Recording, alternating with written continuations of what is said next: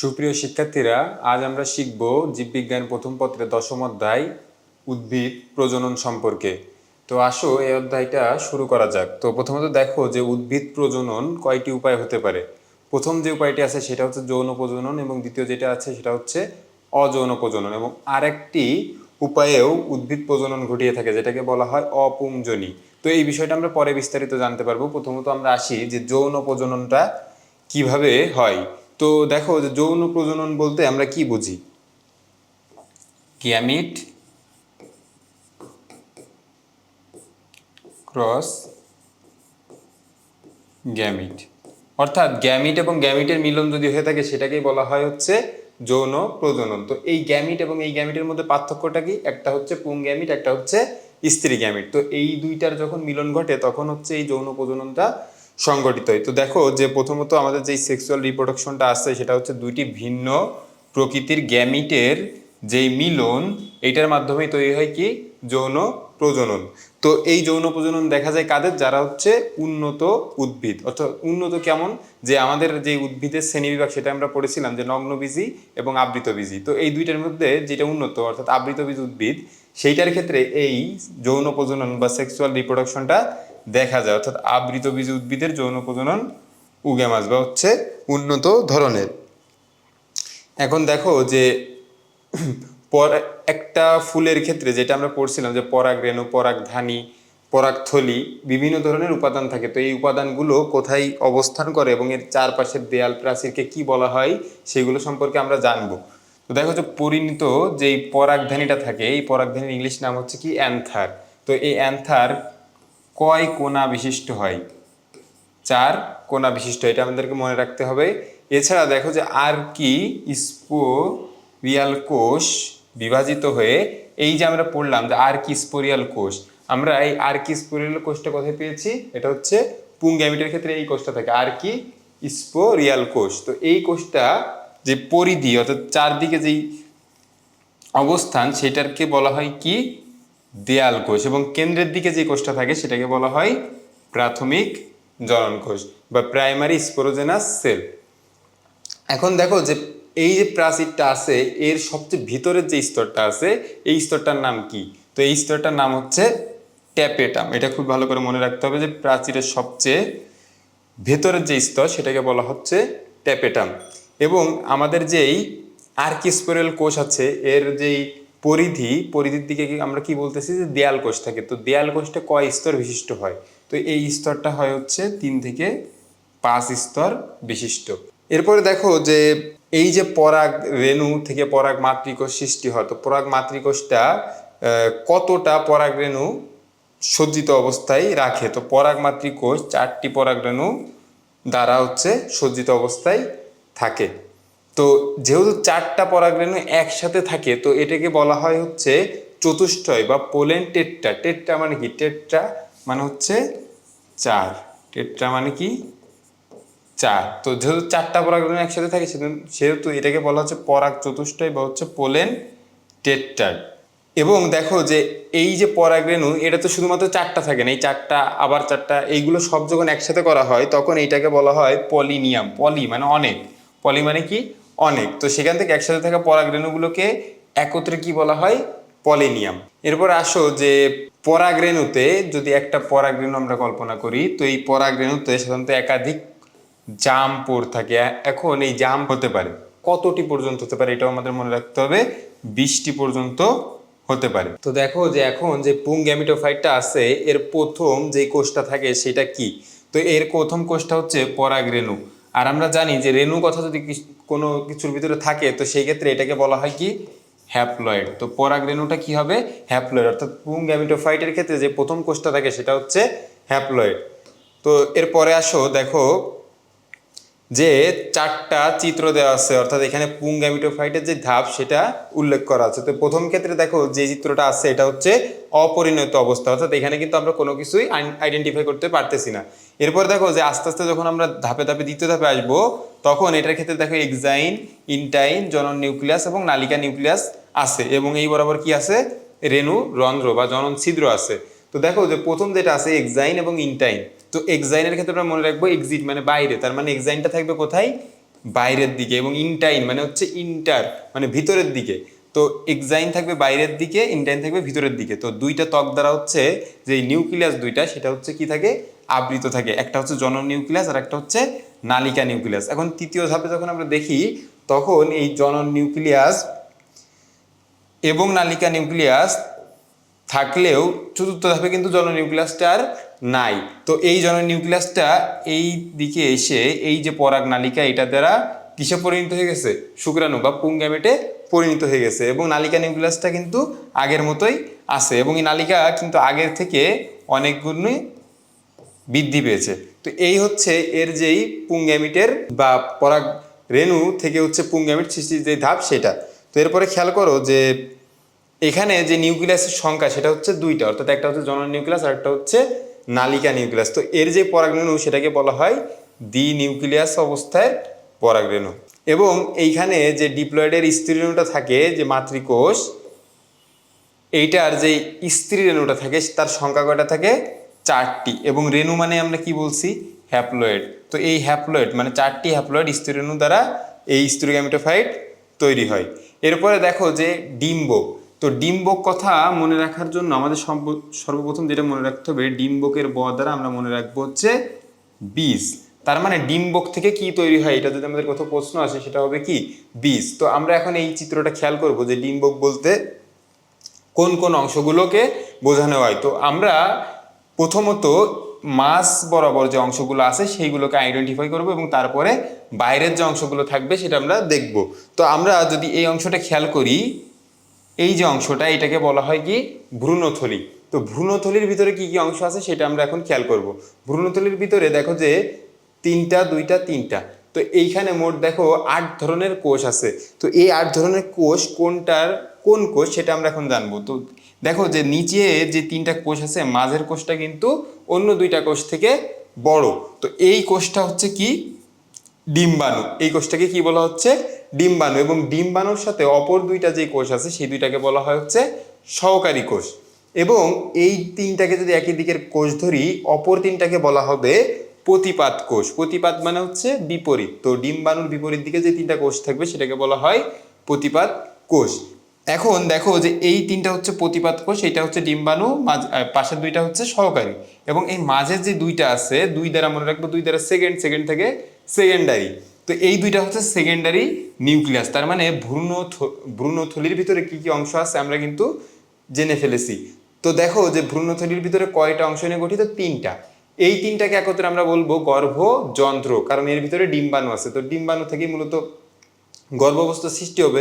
তো এই 3টাকে আমরা বলবো গর্ভযন্ত্র, এইটা প্রতিপাদক কোষ, এটা হচ্ছে সেকেন্ডারি নিউক্লিয়াস। এই ছিল হচ্ছে মাঝ বরাবর যে অংশগুলো আছে সেইগুলো সম্পর্কে।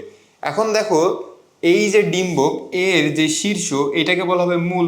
তো এটা যেহেতু ডিম্বকের শীর্ষ, তাই এটাকে বলা হবে ডিম্বক মূল। এবং এই যে ভ্রূণথলি, এইটার চারপাশে যে কোষ আছে তাকে বলা হয় হচ্ছে ভ্রূণপোষক টিস্যু। তো আমরা যদি খেয়াল করি, এইখানের এই কোষগুলো আমাদের শেষ, ভ্রূণপোষক টিস্যু শেষ, ডিম্বক মূল শেষ। এখন দেখো প্রত্যেকটা অঙ্গেরই কিন্তু একটা ত্বক থাকে, একটা হচ্ছে অন্তত্বক, একটা হচ্ছে বহিত্বক। তো বাইরের দিকে যেটা থাকবে সেটা হচ্ছে বহিত্বক, ভিতরের দিকে যেটা থাকবে সেটা হচ্ছে অন্তত্বক। এবং এই যে ছিদ্র ডিম্বাণু নিজ বরাবর অবস্থান করতেছে, যেই পথে হচ্ছে পরাগায়ন ঘটে, সেইটা হচ্ছে কি, ডিম্বক রন্ধ্র।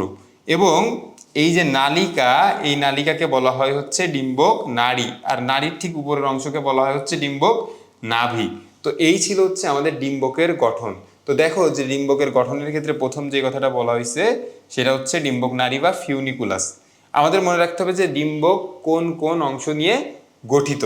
তারপরে আছে দেখো ডিম্বক নাভি, যেটাকে বলা হয় হাইলাম নিউসেলাস।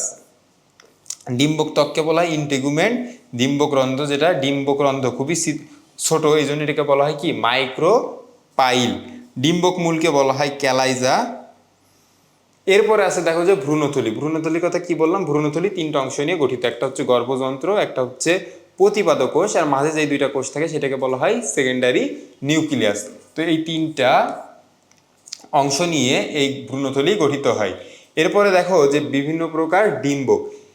আমরা যদি খেয়াল করি এই যে 4টা চিত্র, এই 4টা চিত্রের ক্ষেত্রে কিন্তু ডিম্বক যে রন্ধ্রটা আছে সেটা কিন্তু 4 দিকে অবস্থান করতেছে। প্রথমটার ক্ষেত্রে উপরে, দ্বিতীয়টার ক্ষেত্রে নিচে, তৃতীয়টার ক্ষেত্রে ডান দিকে, চতুর্থটার ক্ষেত্রে বাম দিকে। তো এই চারটা চিত্রের মধ্যে পার্থক্যের উপর ভিত্তি করে কিন্তু উদ্ভিদগুলোও কিন্তু ভিন্ন ভিন্ন রকমের হয়ে থাকে। তো ঊর্ধ্বমুখী বা অর্থোট্রোপাস বা অ্যাট্রোপাস এই যে ধরনের হচ্ছে ডিম্বকরন্ধ্র আছে, এটা কোন কোন উদ্ভিদে দেখা যায় এটা মনে রাখার জন্য আমরা যেটা মনে রাখবো সেটা হচ্ছে ঊর্ধ্ব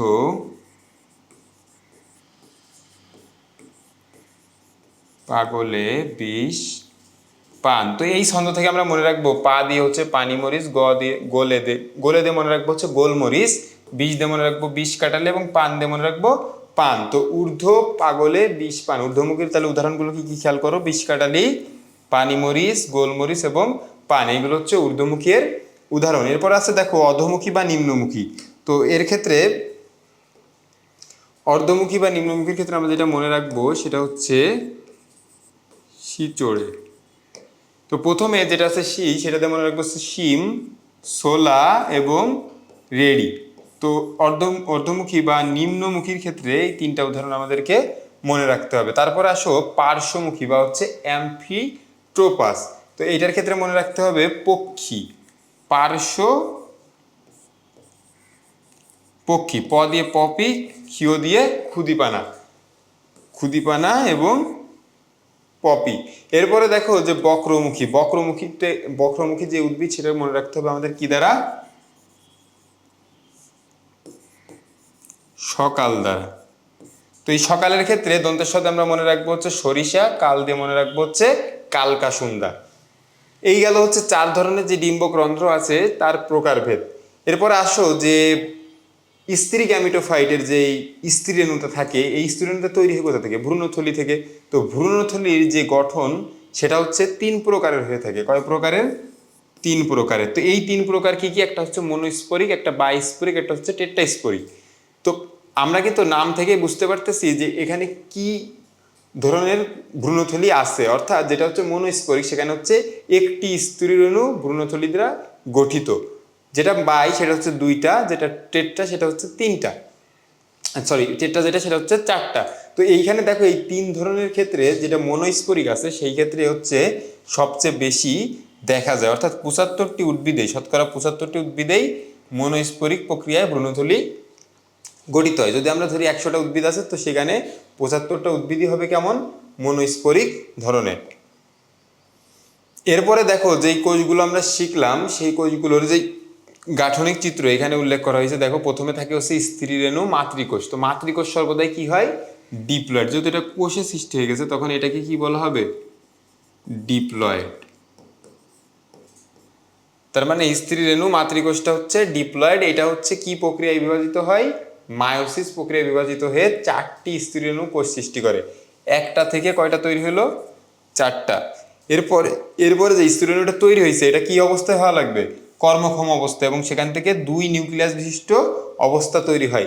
দেখো আস্তে আস্তে কিন্তু আমরা সেই ভ্রূণথলি চিত্রের মতোই যাচ্ছি। তো পূর্ণাঙ্গ ভ্রূণথলি সৃষ্টি হলো, তারপর হয় হচ্ছে 8 নিউক্লিয়াস বিশিষ্ট অবস্থা, দেন হচ্ছে তারপরে শেষ যে ধাপ সেটার ক্ষেত্রে কি তৈরি হয়েছে, পূর্ণাঙ্গ ভ্রূণথলি। তার মানে এই চক্রটা শেষ হয়েছে কি দ্বারা, ভ্রূণথলি তৈরির মাধ্যমে। প্রথমে একটা স্ত্রী রেণু মাতৃকোষ থেকে কিভাবে ভ্রূণথলি তৈরি হচ্ছে এই জিনিসটা হচ্ছে দেখানো হয়েছে। তো ভ্রূণথলি বা হচ্ছে পূর্ণাঙ্গ যে ভ্রূণ আছে সেটার ক্ষেত্রে কয়টা নিউক্লিয়াস থাকে, এটা আমাদের পরীক্ষা আসতে পারে। এটার ক্ষেত্রে নিউক্লিয়াস থাকে মোট কয়টা, 8টা, যেখানে ভাগ হয়ে গেছে একটা ডিম্বাণু, 2টা সহকারী কোষ, 2টা সেকেন্ডারি নিউক্লিয়াস আর 3টা প্রতিপাদক কোষ, এই ভাগগুলোতে।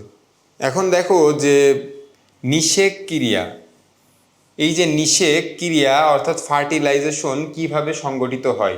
তো আমরা জানি যে স্ত্রী গ্যামিটের সাথে পুং গ্যামিটের যখন মিলন ঘটে তখন সেটাকে বলা হয় নিষেক বা ফার্টিলাইজেশন। তো এই ফার্টিলাইজেশনের ক্ষেত্রে যে স্ত্রী গ্যামিট বা পুরুষ গ্যামিট থাকে তার একটা বৈশিষ্ট্য থাকে। স্ত্রী গ্যামিটের ক্ষেত্রে যেটা থাকে সেটা হচ্ছে বড় এবং নিশ্চল হয়, এবং পুরুষ গ্যামিটের ক্ষেত্রে যেটা থাকে সেটা হচ্ছে ছোট এবং সচল। তো এই দুই ধরনের গ্যামিট মিলিত হওয়ার মাধ্যমে তৈরি করা হচ্ছে কি, ফার্টিলাইজেশন বা নিষেক ক্রিয়া। তো এই নিষেক দেখা যায় কোন ধরনের, সকল আবৃতবীজী উদ্ভিদ এবং ব্যক্তবীজী উদ্ভিদে পরাগায়ন ঘটে থাকে। এরপরে আসো যে দ্বিনিষেক ক্রিয়া বা দ্বিনিষেক অর্থাৎ ডাবল ফার্টিলাইজেশন কি। দেখো যে একটা সময় যদি ডিম্বাণুর সাথে একটি পুংগ্যামিটের মিলন ঘটে এবং আমরা যদি খেয়াল করি যে আমরা ভ্রূণথলির ক্ষেত্রে পড়ছিলাম যে এইখানে 3টা কোষ, এইখানে 3টা কোষ এবং মাঝখানে থাকে কি সেকেন্ডারি নিউক্লিয়াস, মাঝখানে থাকে 2টা সেকেন্ডারি নিউক্লিয়াস। তো দেখো যে একটা গ্যামিটের সাথে আর একটা গ্যামিট, অর্থাৎ একটা পুং গ্যামিটের সাথে একটা স্ত্রী গ্যামিটের মিলন ঘটলো এবং আর একটা গ্যামিটের সাথে এই যে সেকেন্ডারি নিউক্লিয়াসটা থাকে এর যদি মিলন ঘটে সেটাকে বলা হয় হচ্ছে দ্বিনিষেক বা ডাবল ফার্টিলাইজেশন। তো এই দ্বিনিষেক কোন উদ্ভিদের বৈশিষ্ট্য? এই দ্বিনিষেকটা দেখা যায় হচ্ছে আবৃতবীজী উদ্ভিদে, তবে একটা নগ্নবীজ উদ্ভিদ আছে যেটার ক্ষেত্রে এই দ্বিনিষেকটা দেখা যায়। তো এই উদ্ভিদটার নাম আমাদের মনে রাখতে হবে ইফেড্রাতে হচ্ছে দ্বিনিষেক আবিষ্কৃত হয়েছে এবং ইফেড্রা থেকে যে ওষুধটা তৈরি হয় তাকে সেটার নাম হচ্ছে ইফেড্রিন। এটা আমাদেরকে মনে রাখতে হবে ব্যতিক্রম যেহেতু। এরপর আসো যে নিষেক এবং দ্বিনিষেকের মধ্যে পার্থক্যটা কোথায়। তো খেয়াল করো প্রথমত যে পার্থক্য সেটা হচ্ছে স্ত্রী গ্যামেট তথা ডিম্বাণুর সাথে একটি পুংগ্যামেটের মিলন, একটি যদি পুংগ্যামেটের মিলন হয় সেটাকে বলা হচ্ছে নিষেক। এবং নিষেকের সময় একটি পুংগ্যামেট ডিম্বাণুর সাথে আর একটা পুংগ্যামেট যদি সেকেন্ডারি নিউক্লিয়াসের সাথে বাইন্ড করে মিলিত হয় সেটাকে বলা হয় হচ্ছে দ্বিনিষেক।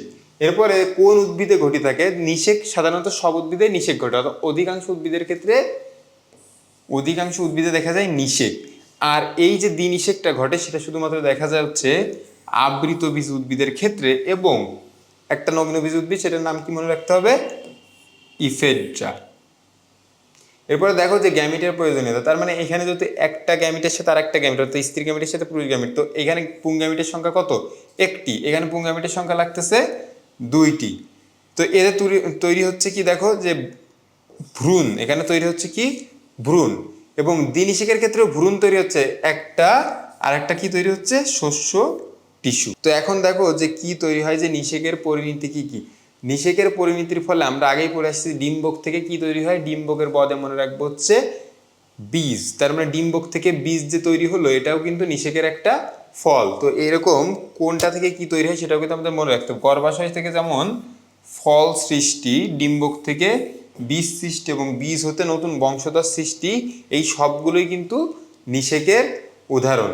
এখন খেয়াল করো যে আমাদের একটা এখানে ছক আছে যেটা আমাদের খুব ভালো করে মনে রাখতে হবে যে কোনটা কিসে পরিণত হয়েছে, অর্থাৎ নিষেকের আগে সেটা কি ছিল এবং নিষেকের পরে সেটা কিসে তৈরি হয়েছে। তো আমরা দুইটা জিনিস শিখে ফেলছি যে ডিম্বক থেকে তৈরি হয় বীজ আর গর্ভাশয় যেটা থাকে সেটা থেকে তৈরি হয় হচ্ছে ফল। তো প্রথমে তো আছে গর্ভাশয়, গর্ভাশয় থেকে হচ্ছে ফলে পরিণত হয়, ডিম্বক তৈরি হয় হচ্ছে বীজ। এখন যেটা হচ্ছে গর্ভাশয়ের প্রাচীর, গর্ভাশয় যেহেতু ফলে পরিণত হচ্ছে তো গর্ভাশয়ের প্রাচীরটা কিসে ত্বক হয়ে যাবে? ফল ত্বক হয়ে যাবে। তারপর আছে দেখো ডিম্বক বহিত্বক বা এক্সাইন, আমরা মনে রাখবো এটা টেস্ট এক্সাম। এটা যদি আমরা মনে রাখি টেক্সট এক্সাম মানে হচ্ছে টেস্টা এক্সাইন, টেস্টটা কি এক্সাইন, আর ইনটাইনটা হবে কি টেগমেন। এরপরে আছে হচ্ছে নিউসেলাস বা ভ্রূণ পোষক টিস্যু, যেটা আমরা মনে রাখবো পোষক থেকে পেরি, পোষক থেকে পেরি স্পাম, পেরি স্পামে পরিণত হয়। আর যেটা থাকে ডিম্বাণু, এই যে মধ্যাহ্ন এইটাতে মনে রাখবো হচ্ছে ভ্রূণ, এটাতে কি মনে রাখবো? ভ্রূণ। এরপর আসে হচ্ছে দেখো সেকেন্ডারি নিউক্লিয়াস, সেকেন্ডারি নিউক্লিয়াস থেকে তৈরি হচ্ছে আমরা কি বললাম যে যখন দ্বিনিষেক ঘটে তখন সেকেন্ডারি নিউক্লিয়াসের সাথে পুংগ্যামিট মিলিত হওয়ার মাধ্যমে তৈরি করে শস্য, তার মানে অ্যান্ডোস্পার্ম বা শস্য তৈরি করে হচ্ছে এই সেকেন্ডারি নিউক্লিয়াস। তারপর আসে হচ্ছে যে সহকারী কোষ বা সিনার্জি, এটা কোনো কাজ নাই তো এটা কি হয়ে যায়? নষ্ট হয়ে যায়। অ্যান্টিপোডাল বা প্রতিপাদক কোষ, এটার কোনো কাজ নাই তো এটাও কি হয়? নষ্ট হয়ে যায়। এবং তারপর আছে মাইক্রোপাইল বা ডিম্বক রন্ধ্র। প্রথমে ছিল ডিম্বক, ডিম্বকটা কিসে পরিণত হয়েছে? বীজ। তো ডিম্বক রন্ধ্রটা কিসে পরিণত হবে? বীজের রন্ধ্রে পরিণত হবে। এরপরে ডিম্বক নাড়ি, সেটা হচ্ছে কি হবে? বীজ নাভি। ডিম্বক নাড়ি হচ্ছে বীজ বৃন্ত এবং ডিম্বক মূল বীজ মূল, এইগুলো নামের সাথে মিল আছে, কিন্তু আমাদের মনে রাখতে হবে যে দুইটা নষ্ট হয়ে যায় সেই দুইটা সম্পর্কে, একটা হচ্ছে প্রতিপাদক কোষ আর একটা হচ্ছে সহকারী কোষ, কারণ এই দুইটা কোষের কোনো কাজ নাই, তো এই দুইটা কোষ কি হয়ে যায়? নষ্ট হয়ে যায়।